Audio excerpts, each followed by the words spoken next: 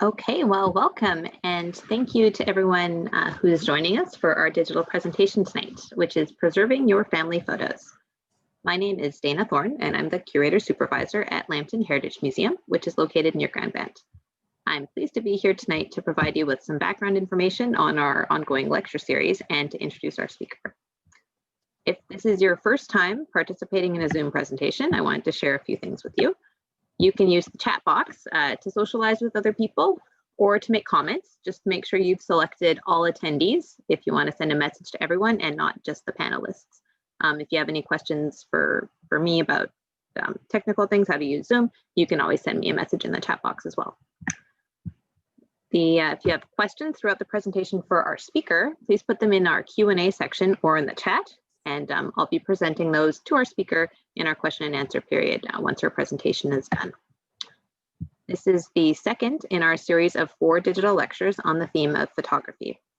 Our current feature exhibit at Lambton Heritage Museum is called Capturing the Moment, Photography in Lambton County, and it explores the history of photography from a local perspective.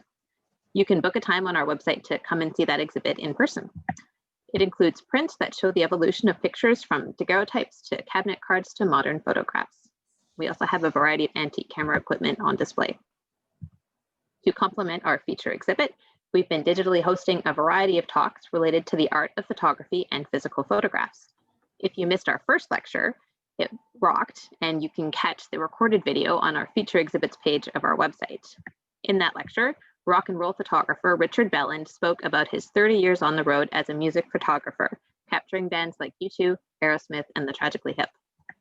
Coming up in December is a lecture led by members of the Port Franks Camera Club on iconic photographers, where they will be discussing the work of incredible artists like Ansel Adams and Thelma Pepper.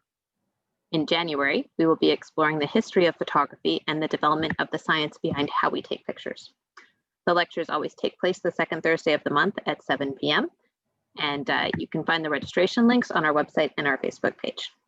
I'll be posting the video to this presentation after we're done here tonight, so it'll be available on our website if you want to share it with friends or if you want to watch it again.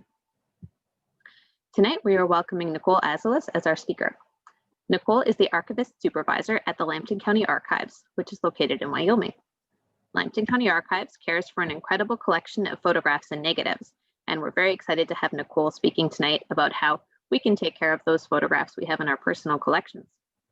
Previous to her work at Lambton County Archives, Nicole was curator at the Museum of Ontario Archaeology for 5 years. She oversaw both online and in-house exhibit development and managed archaeological and ethnographic collections.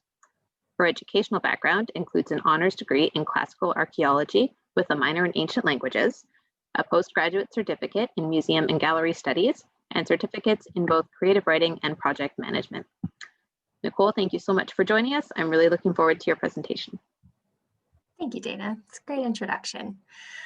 So as we're here tonight to talk about preserving your historical photos, museums, libraries, galleries, and archives, we all collect and preserve a manner of photographic materials such as prints, albums, negatives, and even digital images. Personal collections generally also contain a broad range of these photographic, print, and negative materials and are all subject to deterioration from maybe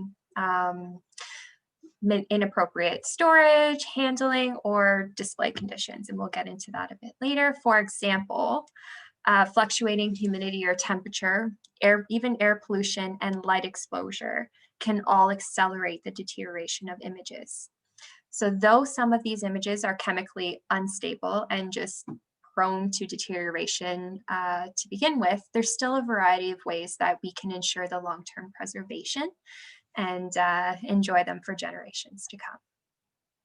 So the agenda for tonight, we're going to start off with preservation basics, so the main agents of deterioration of photos, as well as signs and recommendations to go with the deterioration, so what to look for and how to mitigate some of those issues that arise. We're going to go into the various types of photos. This is by no means an exhaustive list, but it's some of the most common that we've come across at the archives and are often the most common in our personal collections as well. And then we're going to talk about some of the storage as well as best practices with general considerations in handling of these images and digitization, since that is often a very common question that comes in at the archives and something that we do focus on today with a lot of our collections. And I'll also note that a lot of what we'll discuss regarding the preservation, deterioration, and best practices can be transferred to other types of material, including other family documents, heirlooms, any of that type, even textiles. Obviously, different considerations do need to be considered when handling, say, metal objects versus plastics. So let's kind of keep this in mind as we move forward with our family photos. So preservation. So a lot of times the term preservation and conservation are used interchangeably. However, they mean two very different things. So I wanted to lay out the difference between each. So conservation is the hands-on act of working directly with objects to preserve its current condition. Such method is often invasive, so can include removing accumulated layers of dirt or adding necessary components that might have gone missing. Preservation, on the other hand, which is what we're going to focus on today, is the non-invasive act of minimizing deterioration and preventing future damage of the object. So this can include housing the objects in an environmentally controlled area, monitoring the collections for possible agents of deterioration, practicing appropriate artifact or artwork handling, and storage in archival boxes and other archival materials. So basically a material that preserves the quality and the longevity of the objects, such as acid-free tissue, paper, folders, boxes, all that fun stuff. So agents of deterioration. So the ones that are bolded, we're going to focus on today since those are the most common that afflict photographs. However, I did want to note that fire, disassociation, and pests tend to be other, especially with documents. Pest, for example, rodents love to chew paper, silverfish, and even cockroaches, termites, all that good stuff, love that organic material. So I just wanted to mention that as we move forward. Physical force, one of the biggest threats, one of the most common, can be direct, such as an impact, shock, vibration, pressure, or abrasion of an object. But it can also be indirect, such as improper handling and storage. Most often happens when you're handling an object, moving it from one place to another, and you might accidentally drop it. We all do it. Oversized photos especially are very vulnerable. They are large. They can sometimes be awkward to handle. So we always try to use two hands when carrying at all times. So examples of this can be dropping a glass negative, breaking the negative, tears, creases, broken corners, or broken images in general, touching a photo without using gloves. So a lot of images, so color photographs, tintypes, even negatives, you can put your thumb on it and 40 years down the road, there could be an ingrained thumbprint in that image because it'll actually, the acid in our hands will impact the image itself. So I always say, try to touch a photo. If you're handling a photo, use gloves. We'll get into that a little bit further. But yeah, our finger oils do damage photos very, very regularly. So always be cautious with that, and improper storage. Some storage materials are very acidic and can accelerate the process of deterioration. So we just have to be cautious with that. This is an example of physical force. So improper storing of photos can cause structural damage. This is a great example of breakage. The photo is broken right down into two separate pieces.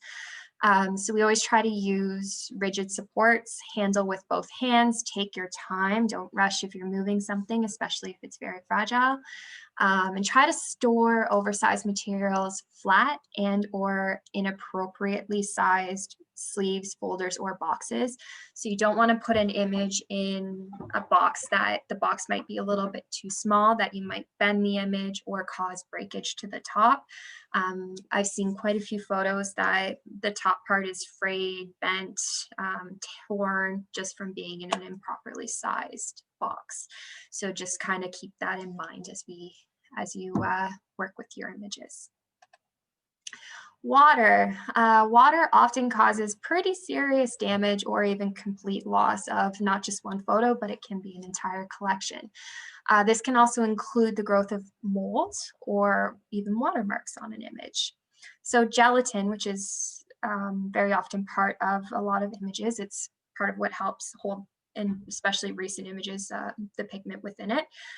Paper and enclosure materials of photos are often very absorbent and can adhere to other materials. So gelatin will soften and can stick to some whatever's against it.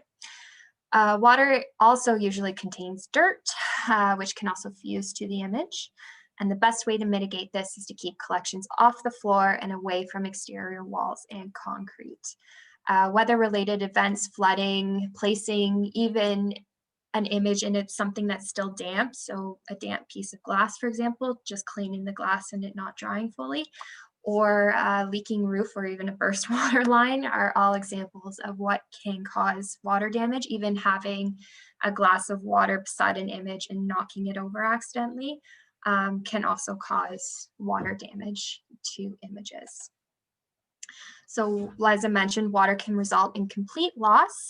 It can also cause staining or accelerate other forms of deterioration. So you can see on the top of the image, I'm just looking at my other screen because it's big up here. You can see little watermarks along the top of the image. You can also see breakage in the image. So physical force is another aspect of deterioration on here. There's a big, nice crease right down the middle of the image. So ways to avoid this is avoid storing in basements and attics, store in protective enclosures. So usually having that additional barrier around one of your photos, documents, whatever you're trying to protect helps. If water is going to get to it, it's going to get to that first. So it'll help protect the image even more, and try to place in a dry enclosure or in a dry space. So, we always recommend against not storing in your basements or attics since they are especially prone to this type of damage. Leaks happen, flooding happens, it's very common. So try to place it somewhere in a living space, one that's accessed and definitely temperature controlled, which we'll get into almost right now. So there you go. Incorrect relative humidity. So to kind of go beyond what I have on the slides here, just starting off, different collections have different sensitivities. So photos, for example, have different humidity sensitivities than, say, textiles, metals, woods, all of that. And I say incorrect because humidity is going to fluctuate. It's very dependent on temperature as well. They often correlate to one another. So you can have a humidity at 50%, but if it's exceedingly high or exceedingly low, or it has very high and very quick and strong fluctuations, that's when you're going to see a lot of damage occur and a lot of acceleration and potential damage occur. So try to keep your collections in environmentally controlled areas. Low relative humidity, RH, will slow the degradation reaction. So if you have it really low, not super low because it'll actually cause brittleness, it will actually decrease the permeability of gelatin to pollutants. So it'll make it less likely to get sticky and to adhere to other things. But if it's too dry, like I said, it can lead to brittleness, causing gelatin emulsion to crack. So same with paintings. If you have paintings, we'll find it a lot of times with its too low humidity, you'll see the paint actually start to crack as well because it's drying out. So anything between 20 and 30% is usually even below that. It's a little bit too low. And also due to the different expansion and contraction rates of layers within photographs, so especially negatives, there's multiple layers. These rapid shifts in humidity and these rapid fluctuations can result in distortions such as curling, cracking, wrinkling. All of this type of stuff will happen, which can be problematic in framed works that are especially restrained by mats and mounts. So it causes a lot of issues in that regard. Now, if you have the humidity that's too high, again, it can soften the gelatin, causing it to stick to a glass or another material that it comes in contact with. So for example, if you're storing a group of negatives together or prints directly against one another, there's a risk of it adhering together and becoming one big block. It's very difficult to conserve. So another part of high humidity is that the gelatin itself in a lot of these images are also very favorable for the growth of mold. It is a very rich nutrient for mold, so it will accelerate that process as well. So the safe zone for preventing this is anywhere between 30 and 50%. So mold growth is below 65%, but ideally 30 to 50% is a great humidity for protecting your photos. And this is just an example of oxidization of the silver plating of a tintype. So you can kind of see it at the bottom there. And along the edges of this image, you can see rust from the iron plate that the tintype is typically produced on. So again, recommendation, avoid storing in attics and basements. Try to correct dampness if you can. And definitely store materials in boxes. It'll, again, add that additional barrier to the materials that you have in your collection. So, incorrect temperature. Even at room temperature, these chemical reactions will always take place and pretty much lead to visible deterioration within a few decades. The lower the ambient temperature, the slower the rate of deterioration. So cooler cold storage is always preferable, but it's not always accessible.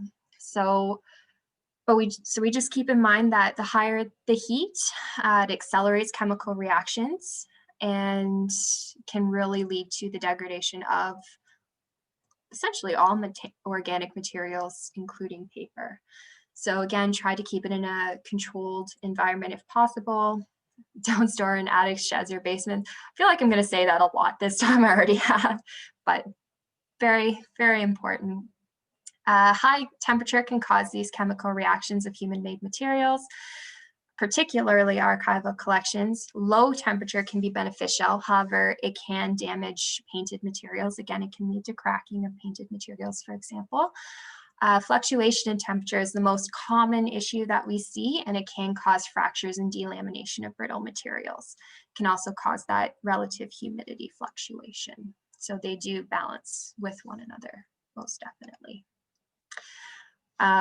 This is one of my favorite slides. I'm going to be on here for a couple minutes.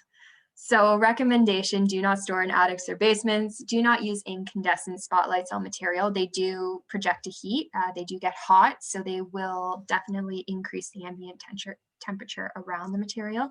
Try to keep away from radiators or heat ducts and provide a cool, dry storage area, whether it's a closet or a cupboard or a desk, anywhere that's just kind of a nice, cool area. So these 3 images that I've included, we're going to go kind of fast forward a little bit and talk a little bit about negatives here. So we have tens of thousands of negatives here at the Lambton County Archives, and one of the types of deterioration that we see, it's very, very common. It's going to happen to most negatives, cellulose acetate negatives, is vinegar syndrome. And this is a deterioration that it can't be stopped. It's part of the chemical process of a negative, but it can be slowed down. And vinegar syndrome, it's also coined by one archive I read as the scent of self-destruction. And it is a process that this cellulose acetate film kind of goes through as it starts to chemically self-destruct. So what it is that plastic film base deteriorates over time, releasing an acidic acid, which leads to the embrittlement and shrinkage of the plastic base. So you can start to see on the very top right image, curling up the image. So that's a starting one. It's not the earliest phase, but it is definitely early on in the process. And what happens, the term vinegar syndrome, it's called vinegar syndrome because as it breaks down, you start to get that vinegar smell. And even in our vault on certain days, you'll catch a whiff of it and as you're walking by the negatives, and you can smell the vinegar syndrome. So the negative will buckle as it breaks down until almost nothing remains. And that's what the image on the bottom left here, it's looks like almost a blank sheet of paper in there, that is vinegar syndrome, basically completely destroying a negative. So there's no image that remains on that negative whatsoever. But the other side, the image on the very left beside that is a beautiful, perfectly preserved negative pretty well. So the first line of defense for these are cold storage. Again, it's not accessible to everyone, but it does help stop further deterioration or at least slow it down. And there is a form of conservation that is used by people who are trained to conservationists. And it's called emulsion stripping, where they actually break down the negative to get the image, but it's a pretty risky procedure, and it doesn't always guarantee that you'll save the image. So we're trying to digitize all of our negatives now, knowing that eventually they might not, exist 50, 60, 70 years from now. So we're capturing that digital record before they degrade to a point that we can't capture that digitized image anymore, or the image off of the negative anymore. Contaminants and pollutants. So indoor and outdoor contaminants such as dust, salt, chemical cleaning products, think of Windex, for example, and pollution can disintegrate or discolor collections. So try to mitigate these issues by blocking contaminants with proper storage and handling. So for example, Windex is a chemical cleaner that off-gasses, which can accelerate deterioration of documents. The coloring in it can actually also stain the document as well. Dust can weaken or degrade the structure of some collections. Some collections are especially susceptible to dust and other air pollutants. So placing some of these materials on treated wood can also accelerate deterioration. A lot of wood has varnish or other additives to it, and wood can be acidic in itself. So it's always advisable not to, for example, store some types of metals and family heirlooms directly against woods, because it will chemically react with that material and cause some deterioration. So if you do want to place, say you have a beautiful wood bookcase or shelf, and you want to place some of your beautiful family heirlooms or photos on it, having a nice, just a simple protective barrier between it, whether it's an acid-free sheet of paper or something along the lines of that, will help reduce that transfer of and that chemical reaction between the two. So make sure materials stored in contact with images, or make sure that the material that's stored in contact with images is chemically stable. So the image on the right is highly acidic craft paper, and actually that are negatives that were just digitized but aren't fully processed into their acid-free sleeves yet. But they are acidic, and we recognize that, so we're trying to transfer them as quickly as possible. Avoid adhesives or invasive mounting techniques. So avoid glues, tapes, all that good stuff. You'll see some of those examples coming up, and we'll see why. And sleeve images individually in paper, polyester, or polyethylene. So there are transparent sleeves that are available that you can view images without risking any deterioration or even our handling of them. So those are always great options as well. And use boxes, display cases, or airtight cases with barrier coatings and films where appropriate. So there's a lot of acid-free boxes out there, for example, that are great for photos and great for collections, and do help preserve them really, really well. Use inert enclosures free from plasticizers and other pollutants. PVC is really, really bad, not just for photos, but for human health as well. So we do try to stay away from that as much as we possibly can, and use the appropriate types of materials there. But the older types of paper, the paper that these acetate negatives are stored in here, the paper is very high in lignin, which is very acidic. That's why newspapers break down and crumble over the years very easily. It's that lignin breaking down, and lignin is pretty much in any paper. It's a structural component of a tree. It's what makes a tree a tree. So if you incorporate that when you produce or manufacture paper, you can use upwards of 90% of a tree. If you take the lignin out completely, you can use maybe 20% of a tree. So you do see, especially for newspapers and things like that, a very high lignin component in that type of paper. Light. High UV can fade, discolor, and weaken paper/dyes. Avoid areas with strong light from windows or artificial lighting sources. Many early images were lightly dyed and are highly sensitive, so you'll see tintypes with individuals that have little rosy cheeks, for example. Some may have surface coatings such as waxes and resins. Resins do yellow very, very easily, so we do come across that occasionally as well. For example, fading of inks on documents and or yellowing of documents is very common. And it's not just on documents. You will see fading, say if you have dyed baskets at home, for example, and they've been very much prone to light. If they have a lid and you open it up, there might be beautiful, vibrant colors on the inside, but the exterior that was placed in direct light for a longer period of time, you'll see that that color will have faded over time. So it's very much applicable to many types of material, not just photos and documents. So recommendations: reduce light exposure when on display. So try not to put it in very direct spotlight type light. You can reduce and block daylight with curtains or blinds. Avoid high UV sources. Turn off the lights in an area when not in use. So we do turn off our bulb lights when it's a quiet day. If we're not using it, we try to keep the lights off when we can. Frame with UV filtering glass. A lot of this glass can be found at fine art stores or framers. It's wonderful. It's got a little bit of a tint to it, but it works extremely well. And use facsimiles where appropriate. So you can display copies of your images where appropriate as opposed to the original. And of course, store in acid-free boxes or folders. So this image shows fading as a result of exposure to light over a long period of time. There's also images that I've seen that have been framed that you can see the image that was displayed.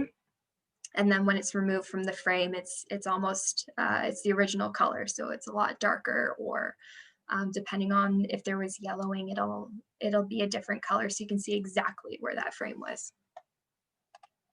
Disassociation and theft, not as common, but it can include stealing or just simply misplacing a document or collection.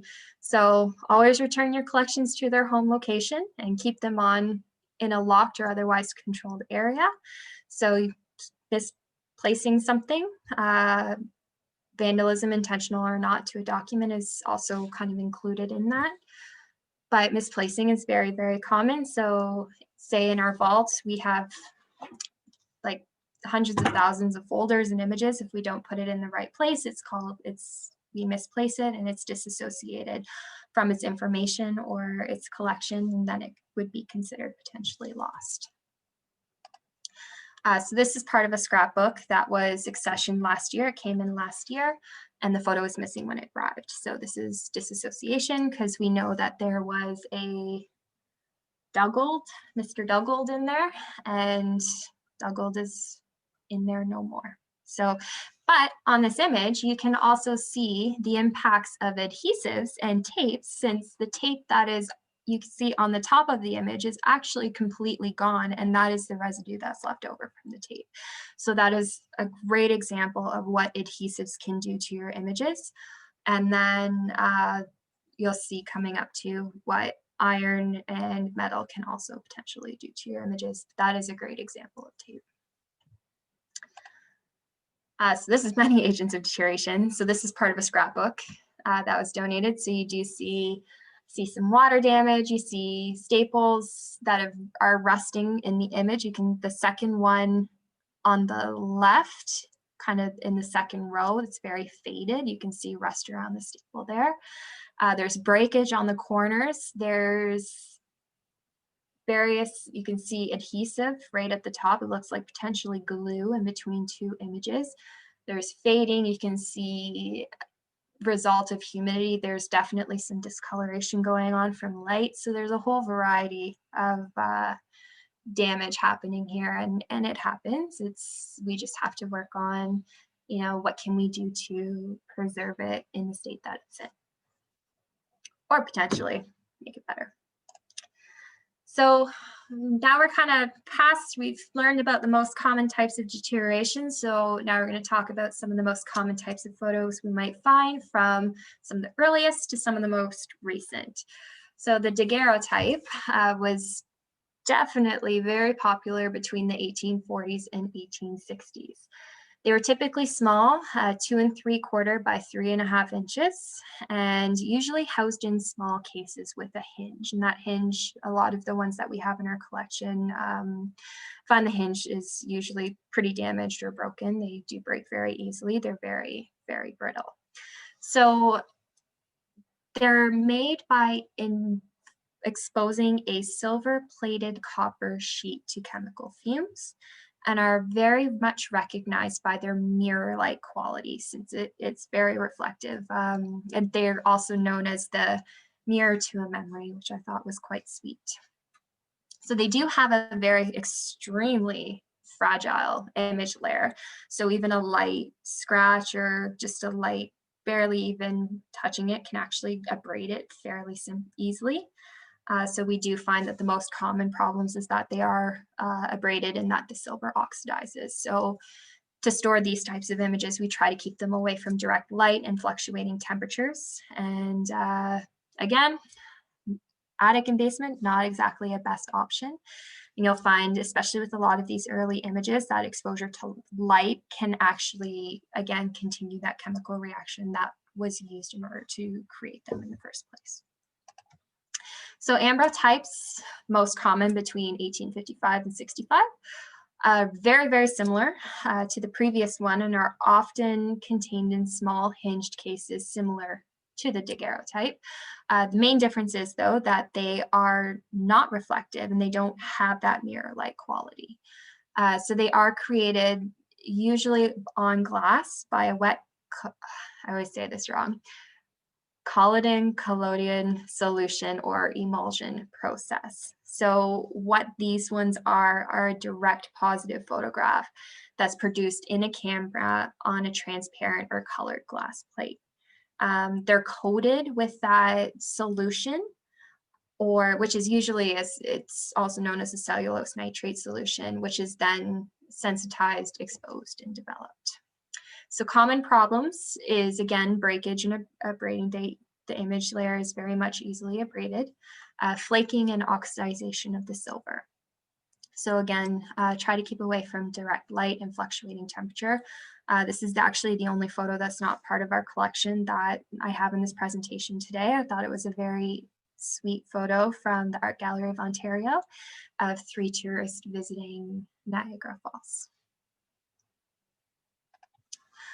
So tintypes, they were very popular from 1856 to the 1890s. Some modern artists and photographers actually still use this as a medium today. And they're actually kind of coming into a renaissance in that regard, especially for a lot of modern artists. They're created on an iron plate, which can be housed in hinged cases. However, they were soon replaced by paper sleeves. A lot of times they just come as the sleeves don't survive as well. So we have a lot of tintypes here without the paper sleeve. They're just the tintype.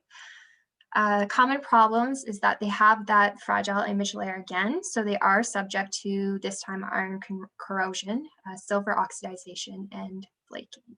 So the image on the left is a sleeve tintype from an old photo album, and the image on the right is a tintype displaying some rust and breakage. So they do break quite easily, but you can see rust, especially in that top corner there of the image, and both are part of the collection. The carte de visite, 1859 to the 1870s. So these are small printed photos, typically 2.5 by 4 inches, and were often a thin photo mounted on a thick paper / cardstock. So you have your image that's mounted on this paper / cardstock. So early versions had square corners, while later versions typically had a slightly rounded corner. And we do see the most common problems as tears, fading, staining, and discoloration. So here's the front and back of a carte de visite from a scrapbook. Actually, this was from one of the scrapbooks that had a bunch of deterioration. And you can see that there is a staple in the bottom that does come out the back, and there is some tape residue on the back as well. And I did crop out the top of the front, but it actually still had a piece of the tape kind of hanging off the top there. What's really interesting about these, as well as the cabinet cards, is the information that we find on the back, which I'll discuss shortly. So these can be confused with carte de visite. They're very similar to one another.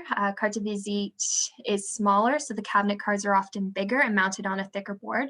They gained extensive popularity because you can actually see them at a distance because they were bigger. So you could have them in a room, you could sit further away and you'd be able to see it a bit nicer. They do have, a lot of the times, the photographer's logo on the reverse side, so which is really great. And common problems include tear, fading, staining, and discoloration. Another part of the cabinet card is that, like I said, it's mounted on a thicker board. And the later ones typically start to have really nice beveled edges, which might be gold or silver in color. And the cardboard of the cardboard mount is also important because darker browns, burgundies, greens, and blacks were used in later years. And borders on the cabinet card also help in dating the photo. So early ones typically had no borders, while a single line border dates kind of 1885 to 1900. You start to see these embossed patterns for a border that was used a little bit later, 1894 to 1900. But what's great is, like I mentioned, there is typically the photographer mark or additional artwork on the back of the cabinet, which can aid in dating the card, as well as learning a little bit more about the local history as well. And so basically, in general, the fancier or more elaborate the design, typically the later the date of these images. So photo negatives, we talked a little bit about vinegar syndrome before. So different types of negatives can be identified by their base material. Glass and plastic are the most common that you'll come across. Common problems include plastic deterioration, vinegar syndrome, discoloration of the image, and silver oxidization. I messed up a comma, I apologize.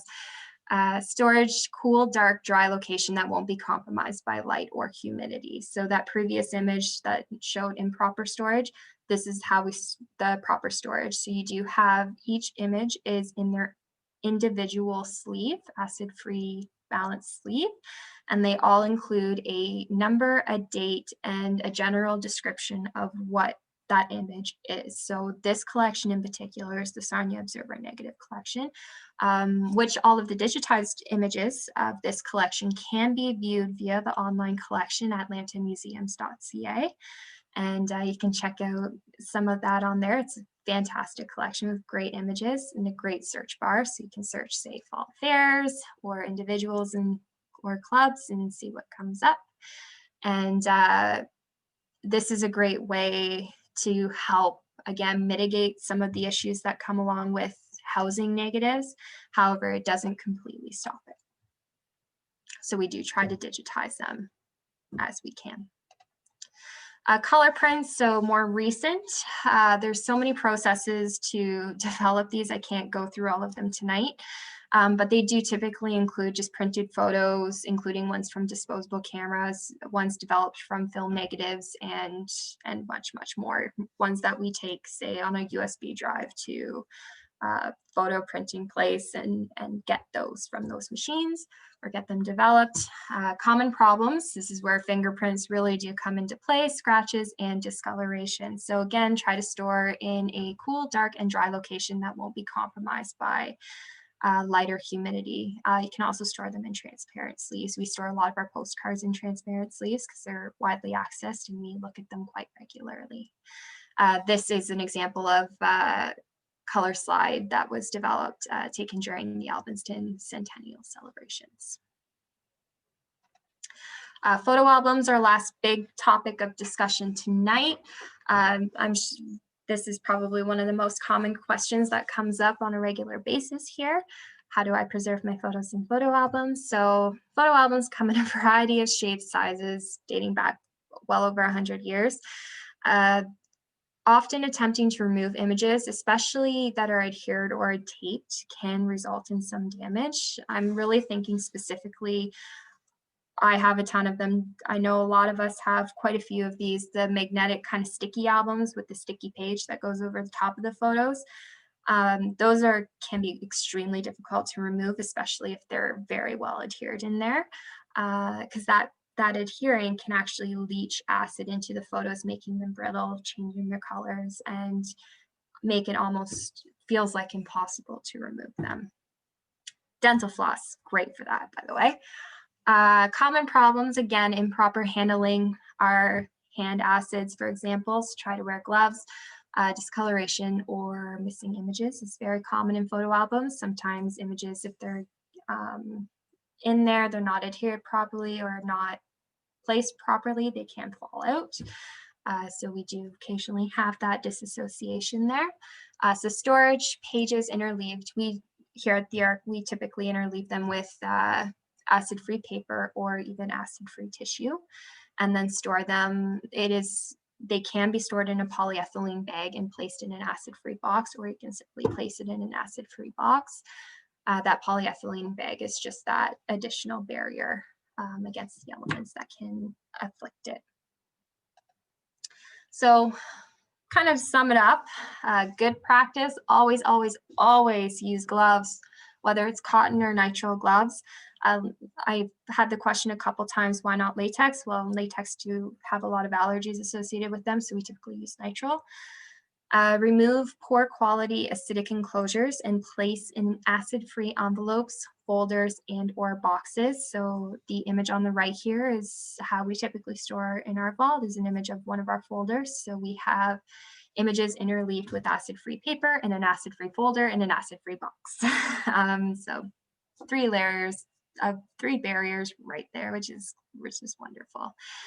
Try to keep in a cool, dry environment out of direct or bright light. And when mounting photos, try to use acid-free materials if you can. Photos should be attached to backings with corners. They say mylar corners, but really acid-free corners can be just as handy, and they're a little bit more accessible. Just try not to tape or glue. We did see some of those damage examples earlier. It can produce long-term damage to an image. Using an acid-free mat. So if you want to frame and display your image, you can put a matting over top of it, and that'll actually help from the glass going directly against the image. So if there are fluctuations in your humidity or your temperature, or there is water, it kind of creates that buffer space where if that gelatin does start to get a little bit sticky, it's not going to adhere to the glass right away. Good practice with photos. Always use your gloves. Do not use tape, metal paper clips rust, rubber bands, or Post-it notes. Rubber bands, they do break down as well. And they can be quite cumbersome when it comes to removing from photos. Post-it notes, they do have that stickiness on the back, which can damage over time. Do not use a pen to write on photos. A lot of times we do have pens. Our ancestors, our grandparents and even parents used pens to write people's names or events on the back of photos. Pencils, if you have a soft pencil, that is best, and try not to write on the front. Pencils, when you do write, we try to do it very softly. So if you do push really hard against the photo as you're writing, it will actually, you'll see it through on the other side. You'll see that indent. So just kind of be cautious of that. And there are some pencils, especially with glossy paper, that you can use to write on the glossy paper. It's kind of similar to what they use at Tim Hortons to write on their cups. So it's different than a standard pencil, and it definitely works really well on glossy photos. Making good digital or tangible copies for display and handling can help further reduce risk to the original. So this is actually a display that we had in our reading room.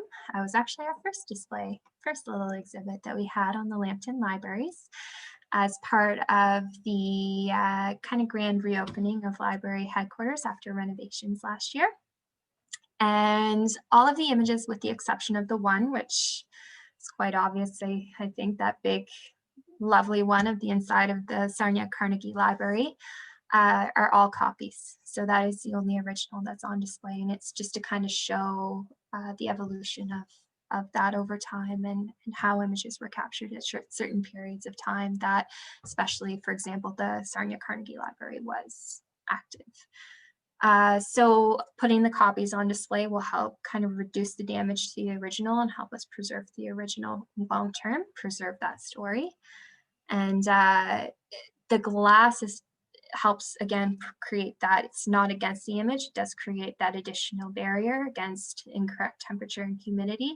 And the lights, although there's lights on it, they're not directly impacting the image. So they are, they're not a spotlight. They actually spread out quite nicely so that what's called the lux isn't as strong on the image.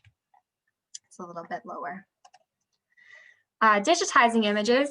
This is really great. I enjoy this. I'm a huge advocate for the digitization of images. Not only makes the image more accessible, it can, just like the online collection that you can access from home, but it also helps us preserve the image long term should future deterioration occur. We can't prevent, water. We can do the best we can to prevent it, but force majeure, things happen. There might be flooding. We can't control a lot of that. Unfortunately, it happens. So in case something should occur, we are capturing the images actively. So negatives, for example, like I said, we can slow the deterioration, but we can't stop it. So digitizing them before they degrade completely, like you saw earlier, helps preserve the image long term when the original format cannot. So typically for archival images, it's 2000 DPI. We're scanning at 1000. 2000 if you want to create this, especially great if you want to create a massive side of a building with a beautiful image. 1000 does give us that archival quality image. Generally 300 DPI is really good scanning, and then 72 is typically what you see on screen and web. We also try to save in TIFF format as opposed to JPEGs, because if there's any alterations that occur, TIFF typically preserves the original image a little bit better.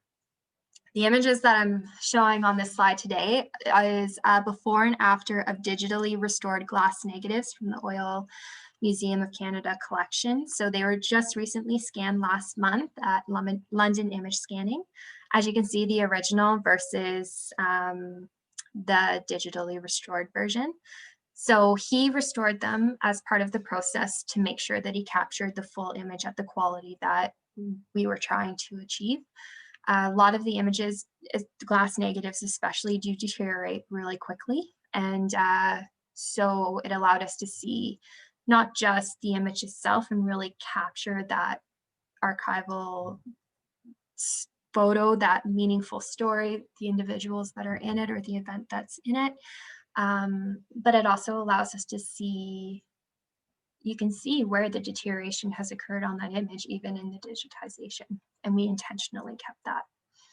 So it does help preserve the long-term preservation, and it also enhances the accessibility while reducing deterioration, because now that we have that digital image, we don't have to bring it out every time we want to look at it. We can look at the digital image versus the original, especially with glass. If we drop it, it's high potential to shatter. It also allows us to capture the image before that additional deterioration potentially occurs.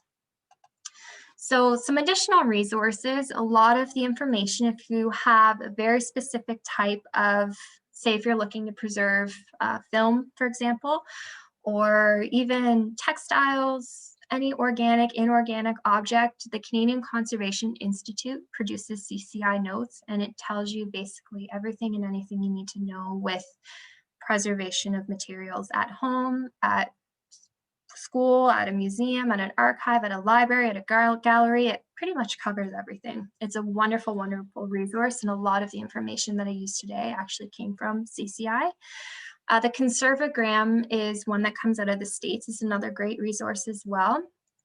It has a little bit different when it comes to the understanding and how they share the preservation and different techniques that they use for things that you can do at home.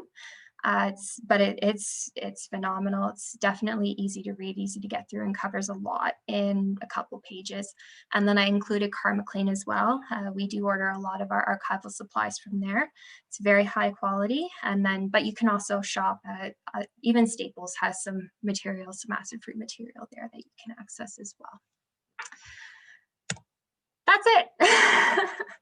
I suppose we can get some questions going. Thank you, Nicole. And we have lots of questions. So hope I left enough time. glad we have some time for the Q&A. All right. I know you've talked about photographs in family albums. Yep. There was a question specifically about pictures and albums that have labels on them. So what should you do if there's a sticky label that's on your picture? Definitely try to remove that sticky label if you can. Glues and adhesives, sometimes when you do try to remove, you can remove part of the image as well. So if you do notice that that's occurring, just stop immediately. You might have to leave it there and actually do some conservation. I try to contact, I'm not trained in conservation, so I always try to contact someone who is to look at best practices for that. I've always heard that heating and water vapor and stuff can actually help remove glue and adhesives, which is true, but what's often not mentioned is that it can damage the image as well and accelerate again the deterioration. So if you have a label and you can remove it, try to take that information and even write it on the back of the image if you can, or even number the image if it's a whole story. Number the image and then create a document that has all of that information. You know, image 1 is this, image 2 is this, image 3 is this, and just make sure to keep that information in that document together. Otherwise, again, it's considered disassociation. I hope that helps. So most people don't have environmentally controlled areas. Yep. Are bank safety deposit boxes a good choice if you're storing material in your house? So I'm kind of curious about that. I'm not sure.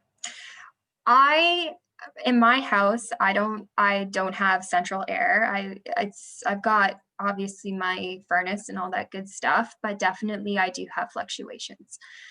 So I don't have a safety deposit box. I've heard some examples of both positives and negatives that come from it. I did read actually earlier today when I was just kind of prepping for questions or potential questions a little bit about that. And there was an issue where there was some damage that occurred within the safety deposit box. It was again negatives and they kind of fused together in that block.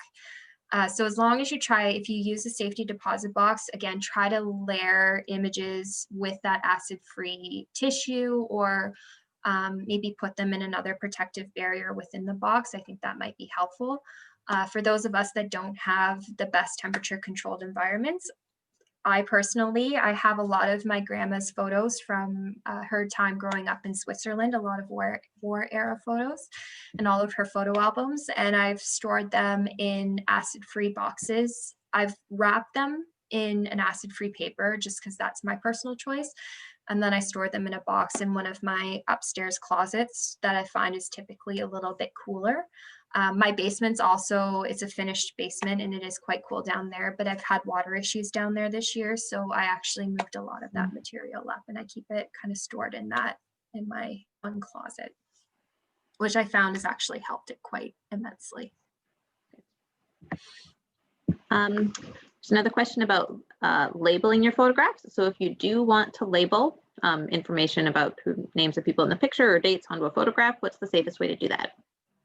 So definitely label on the back of an image. Try to label closer to the bottom, smaller print, I should say. So in here at the archives, we do typically label across the entire bottom of the image. So we have the number, the accession number. So we have the number of the donation as the accession number, and the object ID is part of that. And then we have the number for the classification, whether it's local history, family, things like that. And then we have any other general information, whether it's a specific event, person, things like that. And we just take a very soft, just normal pencil, that's all you really need, and just write it along the bottom of the image. And I find that's one of the best ways that you can label it. Try not to do something, again, pen is very, very permanent. And sometimes with the inks, it can, especially if there's water, inks do kind of leach and spread out. So, and pencils, you need to erase it at any time, at least it's removable. Thank you. So does framing under glass prevent light damage in photographs? Not necessarily. So if you have a UV filtered glass, yes, it can prevent light damage. But if it's just a regular glass, I would say no, but it does prevent a lot of other damage. So it can reduce, especially airborne pollutants is a great example of that. And damage, if you were to, knock on wood, you do not want to have a fire, but if you have a fire, it'll likely impact the glass before the image. Like if it's soot, for example, it'll come on the glass as opposed to the image. So it does provide protective barriers in other forms, but not necessarily light unless you have a UV filtered glass. Great, thank you. How would you remove dirt or thumbprints from a photo? A very soft brush. So thumbprints, you can't necessarily remove from a photo. Like I said, our fingers, our hands we have acid in our hands. And that acid will transfer when we touch an image, if we touch an image ungloved. So when it comes to removing fingerprints, I would talk to a conservationist to see what and if that's possible and how that's possible. Best practices to try, again, just put them in a transparent sleeve or use gloves when handling them. In terms of removing other types of dirt, just a nice soft haired brush, whether it's a soft paint brush or any other type of brush, typically does the trick. Thanks. So here's a comment. I have several carte de visite photos with exactly the same picture on the front, but different company information and even different countries on the back. How do you determine where the original picture was actually taken? That's a great question. Great question. Yeah. If you have, I would be curious if you have the information about the individual on the front and you knew kind of the family history, where that person hailed from, maybe where he or she lived, that might kind of be able to narrow down. So if they're from Sarnia, for example, and you have a Sarnia photographer, maybe it was a Paisley photo or whoever, maybe you could potentially consider that, but it's hard to say, because if he was an international driller, for example, and traveling to Australia or wherever, and then you have the carte de visite from there, and it's hard. That's a hard question. Do you have anything to add, Dana? I see one comment here from someone else. If you have a digital print, you could search for similar pictures on the internet to try to determine the location. So that's a great, yeah. That might be an idea as well. Yeah, for sure. Moving more to digital pictures, which hard disk would you recommend for storing photo files? Mechanical or solid stage? So what's the best way to store our digital pictures? So I've been chatting with the person who does our scanning, because he's been doing scanning for many decades now, and he says really XML format, anything XML format is probably one of the most accessible and best ways to store images, because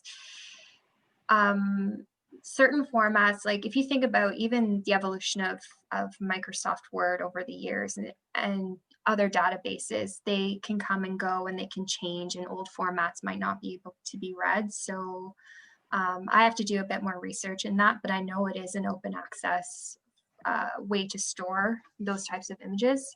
We typically store on our servers here at the archives with the County of Lambton, and they are regularly backed up. So we just store it right on our hard drives, and we know that they're protected and backed up by the county, which is fairly good for us.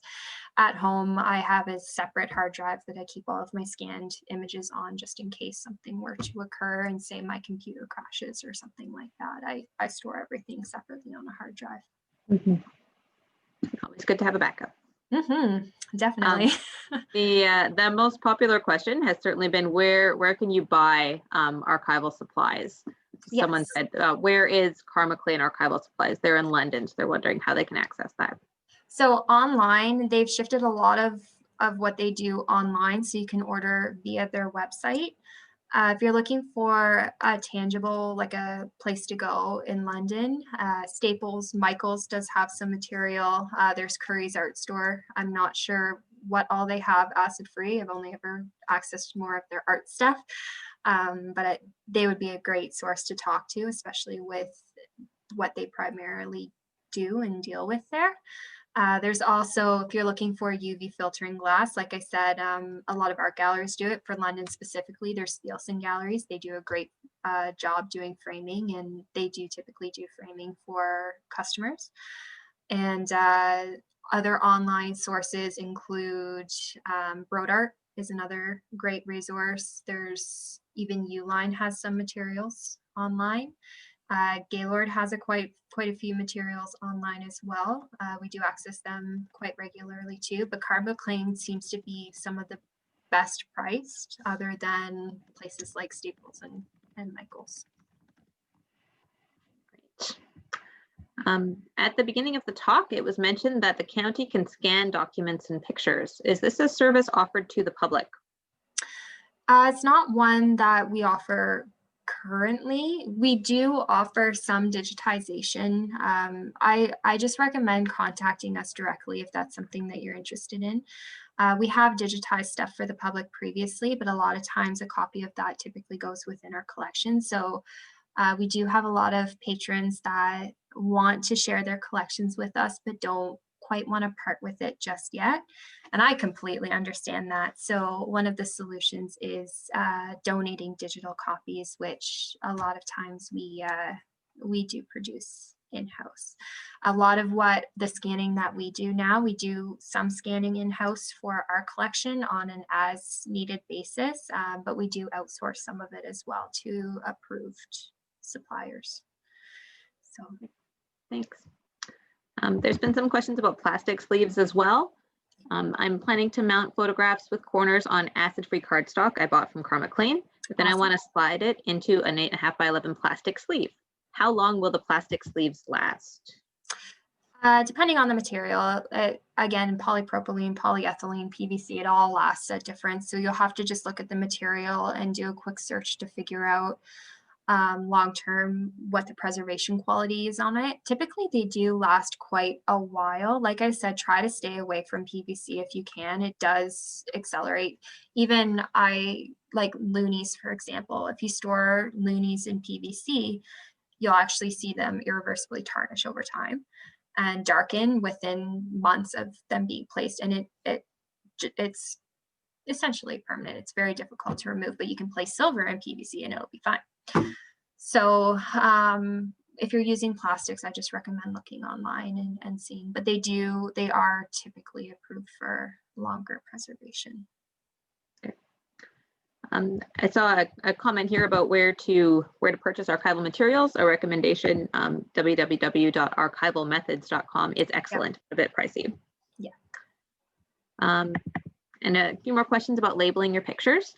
So comment, if you label on the back, when looking through the album, you have to pull out each picture to look at it. Mm-hmm. Is there a better way of doing albums with print photos where your labels are visible? So there are some pages that do have, we use them for postcards. So we keep a lot of our postcards in binders, and they're in plastic sleeves and binders, and then there's little sections for labels to be placed either beside or below the postcard that you can actually put in a sheet of paper with the information that you want to keep with that image.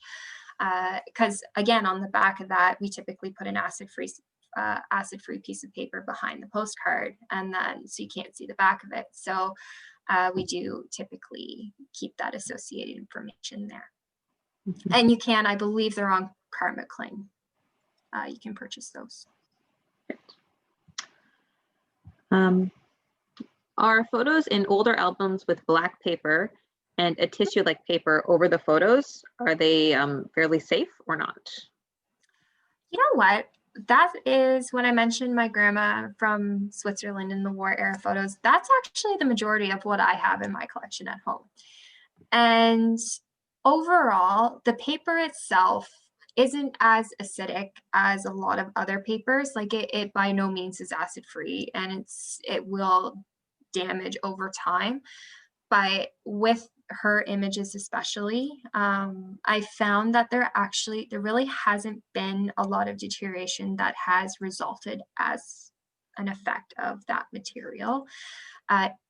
It's not obviously the most ideal, but as long, say, like I said, with a lot of our older photo albums we do interleave with acid-free paper. If you just put something acid-free even over top of the image, it'll actually help a little bit more with the preservation. And it'll help if you do have humidity fluctuations from potentially it sticking a little bit to the tissue, because I don't know what type of tissue it is.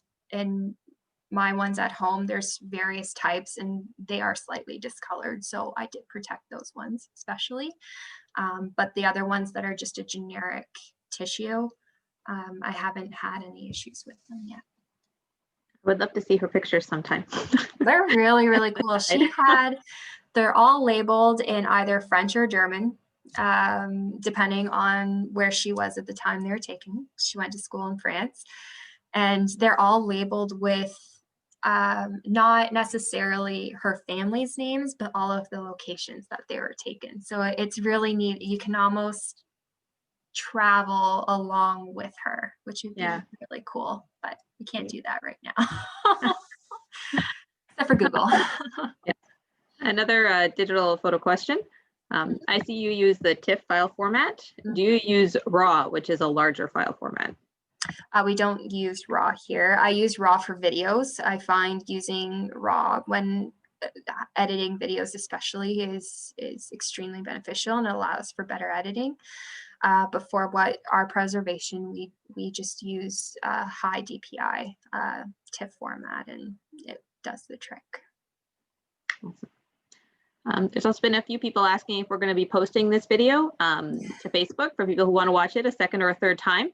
And yes, I've been recording the presentation tonight, and I'll be posting it on the Lambton Heritage Museum website. And I can link that on our Facebook page too. So I will put I'll put the link in the chat where you're able to access the video after we're done. I know we're going over time, but there's a couple more questions if you don't mind, Nicole. I don't mind. This has been a lot of fun. I hope everyone's getting something out of this presentation today. It's been good. So let's keep going. All right. So when printing photos and choosing between matte or glossy finish, is one better than the other for durability and longevity?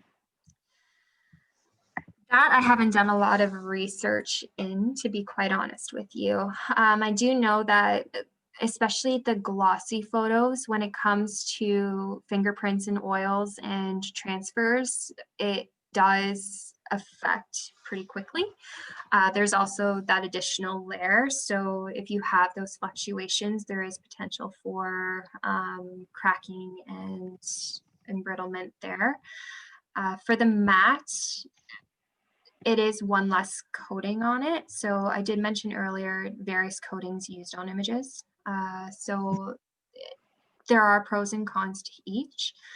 And with labeling glossy images, again, you can't use a regular pencil for that. It won't adhere very well to the image because of what's on it. So you'll have to have a special pencil if you want to label the back, or again, keep the associated information with it nearby. So again, I haven't done a lot of research, but just thinking about and reflecting on what we discussed today, I would see with the glossy, definitely fingerprints and things like that would be more susceptible. If anyone else has anything to share in the chat, that by all means, I'd love to hear some ideas. There was another comment for a recommendation for place to buy supplies for taking care of your pictures, and it was B&H Photo Video is an excellent source for anything photo related. Oh, I'll have to check that one out. I haven't seen that one yet. There were a few questions about people who had home videos. So if they have 8mm film or even VHS tapes, what's the best way to take care of that kind of material? So they're fairly susceptible. Obviously, actually, if you have too low humidity, it can impact the playability of that material and actually render it implayable. We've been digitizing a lot of our material, and so we send it out because we can't do that in-house. So we send it, actually, there's a few good folks that digitize. We've done with Flume Media in Toronto. They do a fantastic job. They do archival quality there. And I know there's a few others around here as well that also do great jobs. So you can get it rendered into a digital format that way to preserve. Again, KarmaClean has a bunch of materials available to preserve this type of medium specifically. When I worked as a curator, I did come across a lot of old films relating to early archaeological sites, and they were stored in rusting metal enclosures. So I ended up transferring them into a it was like a plastic enclosure, but it was dark gray, and it prevented any light and any dust and pollutants from coming in. There was no metals. There was actually a little piece of paper that I actually put into it that actually helped with any potential humidity issues that resulted if there was fluctuations. And the great thing about those is they stacked really nicely on top of each other, as opposed to the old metal ones, which I'd open up a drawer and they'd almost want to fly everywhere. So these ones stacked really nicely and kept them organized and safe within that drawer, which is great. So even just transferring it into those materials do help, but try to digitize if you can, can. For sure. One more question about the sticky photo album pages. Yes. The best method to remove the photos. You had mentioned dental floss in your Yes. So not heavily waxed and unflavored. You do not want to use minty dental floss when removing your photos. I do not know the science behind it, but it's not good. I did learn that if you take the dental floss and you just kind of sip it under maybe an edge that's a little bit loose, and you go slowly, but you don't pull the dental floss up as you go. You try to keep it as flat as you can, and you just move along just very slowly and cautiously. It does slowly help remove the image. And if you get stuck at any point and you notice that the dental floss doesn't want to move, you just kind of shift and rotate it, potentially going a slightly different direction, and just kind of wiggle it through until the whole image is removed, keeping in mind not lifting up. And then once the image is removed, you'll see it kind of shift on the paper, and then you have just like a thin object, or we have little thin metal spatulas here that just help us lift it off the paper. But dental floss is a great way of getting it removed. Awesome. One more question. I would like to study this as a career. Can you suggest a school or where I can go to learn more? So Queen's University does have a conservation program that does help you learn a lot about the preservation of materials as well. It is a master's degree, and they do work closely with CCI. I've worked with a couple people from that program, and the knowledge is just remarkable there. A lot of programs do offer, so when I did my postgrad in museum and gallery studies, we did 2 classes on advanced preservation. So I'm covering in a little over an hour what took me an entire year to kind of learn. Like this. It's amazing and at how in depth the processes actually really truly are. And basically any of those types of programs, museum programs usually do cover a little bit, but if you really want to learn about conservation, definitely look for conservation programs like ones offered at Queen's and abroad. Have you ever tried any of the AI sharpening programs for enhancing details in photos? No, not yet. Not yet, no. Yeah, sounds cool. Yeah, it does. I'm gonna have to look that up. I'm not 100% sure of what that is. Yeah, I've used Photoshop, but I don't know what that is. And one more question. Was there an era specific to photos on postcards like paper? I have many old photos that are like postcards. That are like postcards. So there's a lot of real photo postcards that were especially produced kind of before, like I would say after 1900 and before the 50s and even later. It was very common to have portraits of individuals and street scenes and various other events and people and places on postcards, or what looked like postcards. And yeah, typically it was during that time, but they are called real photo postcards, and they're very, very interesting. So they weren't mass produced by any means, or if they were on a very small scale. They're not like the ones that you would buy at a souvenir stand. I'm not sure if those are the ones that you're referring to or something different, but I do know that they're early 20th century, typically early to mid. So, one more question. Would you suggest using undo to remove sticky items? Undo is in capital letters, UNDO. I don't know if that's a specific product. I've never used undo. I try to not use other materials if possible. Anytime that something like that comes up, I do try to consult with the conservator before doing so.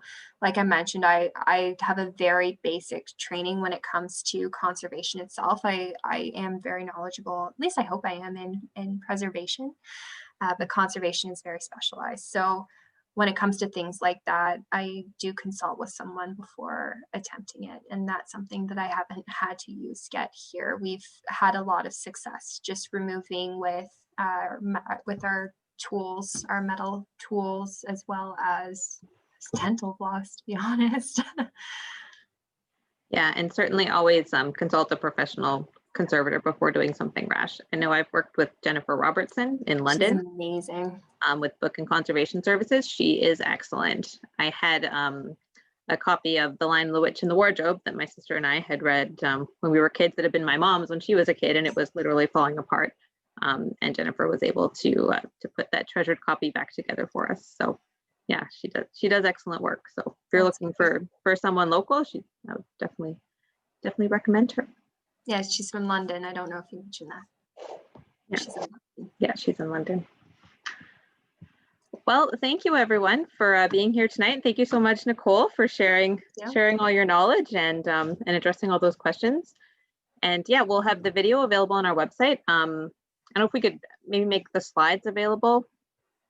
Yeah, I can send maybe a summary. There was someone who had asked about maybe like a fact sheet or a condensed version of the presentation as well. So we'll see what we can do, but we'll definitely have the video up. So thank you so much everyone for being here. I hope you can tune into a few more of our digital lecture series in December and January to learn more about photographs and the history of photographs.